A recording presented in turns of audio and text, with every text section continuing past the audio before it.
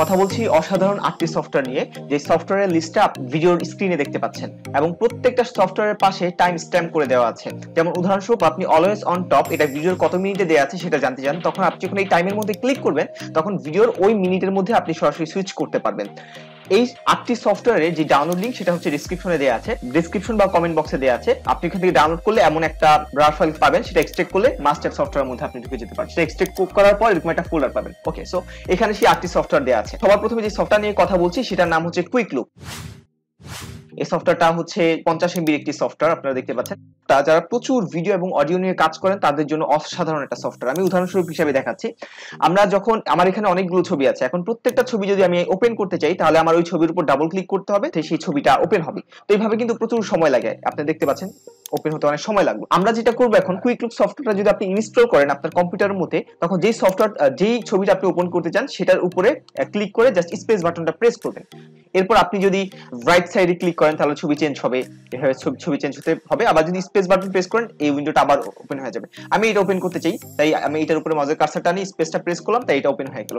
একইভাবে এটা ছবির ক্ষেত্রে না, এটা যদি আপনি চান অডিওর ক্ষেত্রে, আপনি অডিও ওপেন করবেন, প্রত্যেকটা ডাবল ক্লিক করে ওপেন করার দরকার নেই।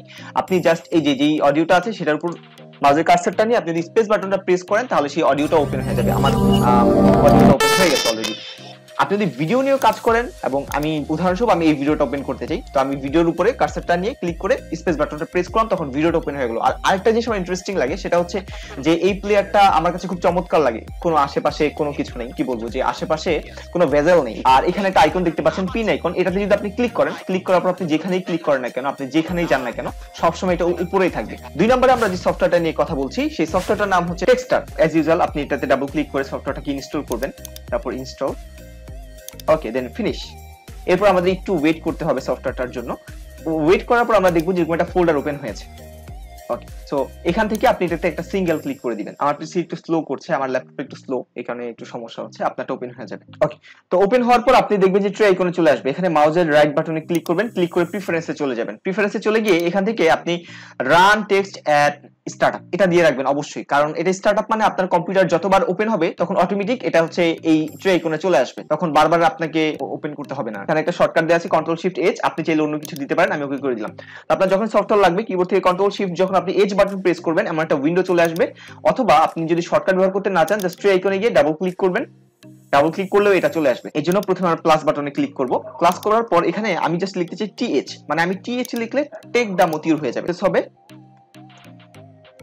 টেক দা মতিউর, মানে টিএইচ লিখলে আমাদের টেক দা মতিউর হয়ে যাবে। এখন আমরা একটু ট্রাই করি এটা কাজ করে কিনা। এখন নোটপ্যাডে গিয়ে আমি এখানে লিখবো টিএইচ। সো এরপর টিএইচ লেখার পরে দেখেন আমরা এখানে কয়েকটা বাটন লিখে রেখেছি, যে আমরা যখন ইন্টার দিব, ট্যাব দিব অথবা স্পেস প্রেস করব তখন আমাদের টেক দা মতিউর হয়ে যাবে। আমি স্পেস প্রেস করলাম, কাজ হয়নি প্রথমবার, আবারও লিখি টিএইচ স্পেস, এবার হয়ে গেছে। আবার লিখি টিএইচ, এবার আমি ট্যাব বাটনে প্রেস করি, এবার হয়ে গেছে।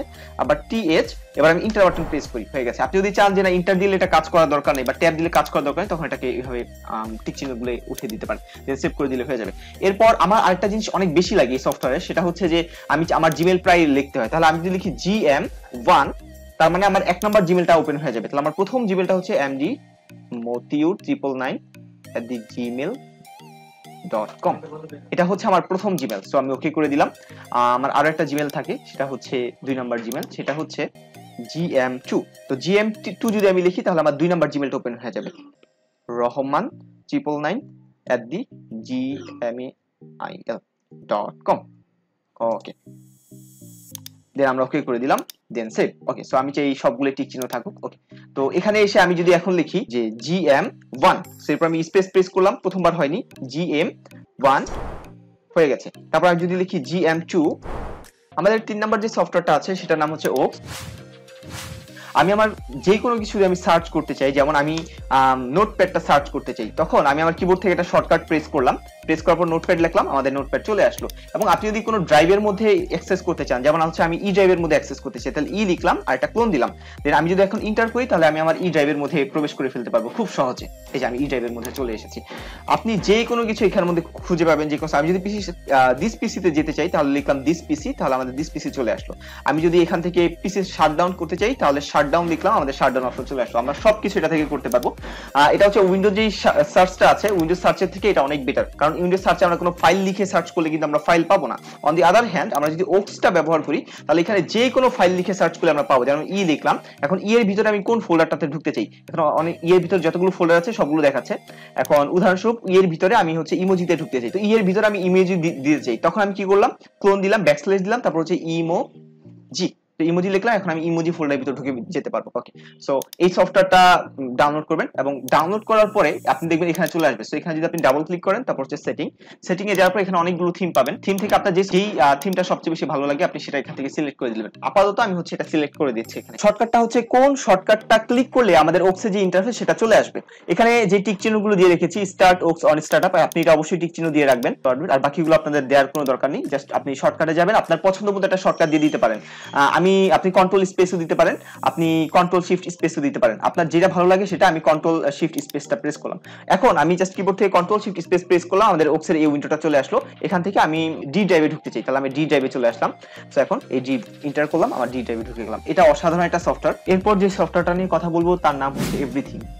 অনেক সময় এমন হয় যে কম্পিউটারের মধ্যে কোনো একটা সফটওয়্যার বা কোনো একটা ফাইল রাখার পর আমি নিজে আসলে জানি না যে আমি কোন ড্রাইভের মধ্যে বা কোথায় রেখেছি, তখন সেটা এই উইন্ডোজের যে সার্চ আছে এখানে সার্চ করে বের করা কখনোই সম্ভব না। এই সফটওয়্যারটা দেয়া আছে, এই যে এভরিথিং নামের সফটওয়্যার, এটা ইনস্টল করবেন। ইনস্টল করার পর জাস্ট আপনি এই সার্চে গিয়ে যদি লেখেন এভরিথিং, তখন চলে আসবে। তো এই সফটওয়্যারটা দিয়ে আপনার কম্পিউটারে যে কোনো ফাইল ফোল্ডার রেখেছেন সেগুলো যদি সার্চ করে বের করছেন খুব সহজে বের করতে পারবেন। যেমন আমি হয়তো ফটোশপটা কোথায় রেখেছি আমি জানি না, তাই আমি এখানে লিখবো যে ফটোশপ। তো এখানে বের হয়ে যাবে যে ফটোশপটা আমি কোথায় রেখেছি, এই যে ফটোশপ। যেমন এখানে লেখাও আছে যে এফ ড্রাইভে রেখেছি এবং এফ ড্রাইভের গ্রাফিক্স ফটোশপে রেখেছি। আর এখান থেকে এভরিথিং দেওয়া আছে হাতের ডান পাশে দেখবেন। এখান থেকে আমি যদি ভিডিও খুঁজছি তাই ভিডিওটা দিয়ে দিব। তো ভিডিওটা যদি দিয়ে দিই, এখান থেকে যদি আমি ভিডিও সেটিং করে দিই, তাহলে আমার কম্পিউটারে যত ভিডিও আছে সবগুলো ভিডিও এখানে চলে আসবে, সেখান থেকে ভিডিওটা দেখতে পারবো। আর ভিডিওর থাম্বনেল দেখা যাচ্ছে না, তাই ভিউ থেকে আমি লার্জ করে দিলাম, তাই এখন আমি সব ভিডিও দেখতে পারবো আমার কম্পিউটারে যেখানে যেই জায়গাতে যত ভিডিও রাখা হয়েছে। এখন আমি যদি কোনো ফোল্ডার সার্চ করতে চাই, আমি এটা সবসময় ভিউতে গিয়ে আমি এখানে ডিটেলস দিয়ে রাখি, তাহলে ভালো। ফোল্ডার সার্চ করতে চাই যেটার নাম হচ্ছে চুট, তাহলে আমি এখানে লিখলাম ফোল্ডারটার নাম, আর এখান থেকে আমি লিখে দিব ফোল্ডার, নাম হচ্ছে ফোল্ডার। তাহলে এই যে আমার ফোল্ডারটা চলে এসেছে, ফোল্ডারটা ই ড্রাইভের মধ্যে আছে। আর আপনি যদি এভরিথিং দিয়ে দেন তাহলে যত প্রকার টুল লেখা আছে সবগুলো চলে আসবে। যদি আপনি কোনো ফটো বের করতে চান তাহলে এখান থেকে আপনি জাস্ট ফটো পিকচার দিয়ে দিবেন, তখন যত পিকচার আছে সব পিকচার চলে আসবে। তারপর নাম লিখে সার্চ করতে পারেন। পিকচার দেখার জন্য ভিউ থেকে অবশ্যই আপনি মিডিয়াম অথবা লার্জটা দিয়ে নেবেন, আর একটু ওয়েট করলে দেন আপনি দেখতে পারবেন যে যত পিকচারগুলো আছে সব এখানে চলে আসবে। ওকে, তো আমি সাধারণত ভিউ থেকে ডিটেইলসটা দিয়ে রাখি, কারণ আমি এই পাথটা দেখতে চাই যে এই ফাইল ফোল্ডারটা কোথায় আছে।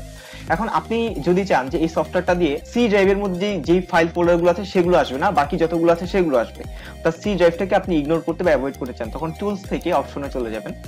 অপশন থেকে এই নিচে এক্সক্লুডে চলে যাবেন। তো এখান থেকে আমরা অ্যাড করে দিব যে সি ড্রাইভটা যেন না আসে। তো আমি দিস পিসি থেকে জাস্ট উইন্ডোজ সি এটা আমি সিলেক্ট করে দিন, ওকে করে দিলাম। তো সি ড্রাইভের কোনো কিছু এখন আমাদের আসবে না, সব দেখেন এখানে যত কিছু আছে সব হচ্ছে বাকি যে ড্রাইভগুলো আছে সেগুলো থেকে আসবে। তো যদি চান যে এই এভরিথিং দিয়ে কেউ সার্চ করে আপনার কম্পিউটারে কোনো স্পেসিফিক ফোল্ডার যেন সে খুঁজে না পায়, তার জন্য আপনি ঠিক একই কাজটা করতে পারেন।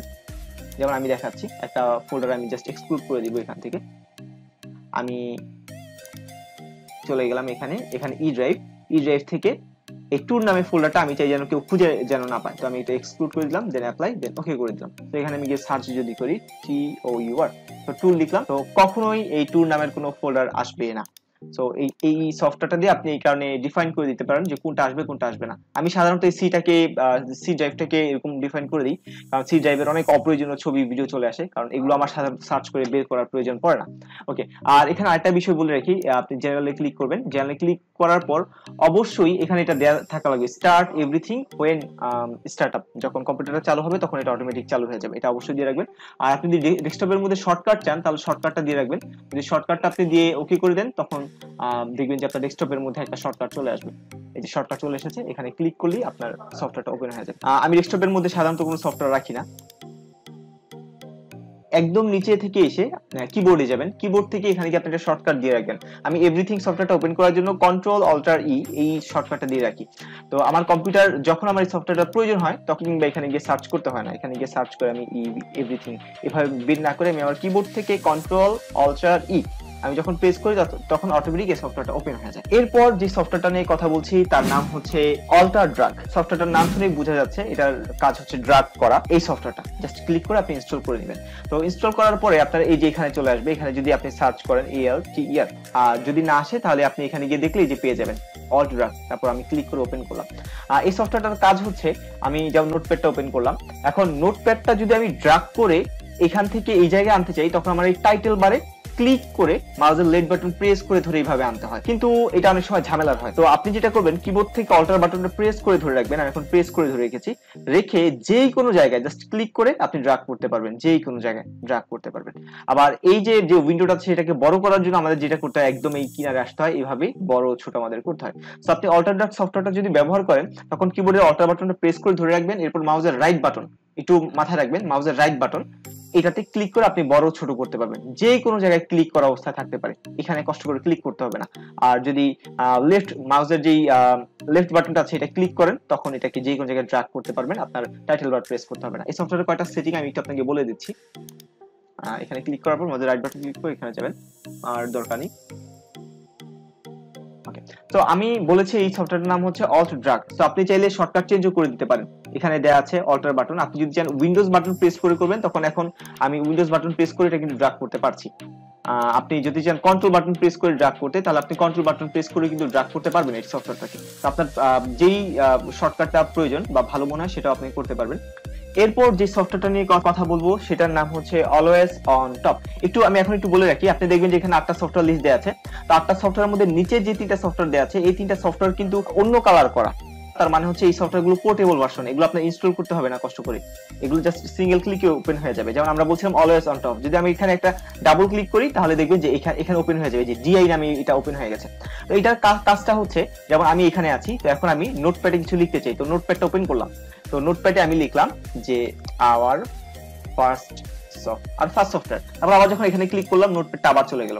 এই কারণে আমি যেটা করব, কিবোর্ড থেকে কন্ট্রোল এবং স্পেস বাটন যদি প্রেস করি, এখন আমি যেখানেই ক্লিক করি এটা এখানে অলওয়েজ অন টপ, সবসময় অলওয়েজ অন টপেই থাকবে, তো এটা চেঞ্জ হবে না।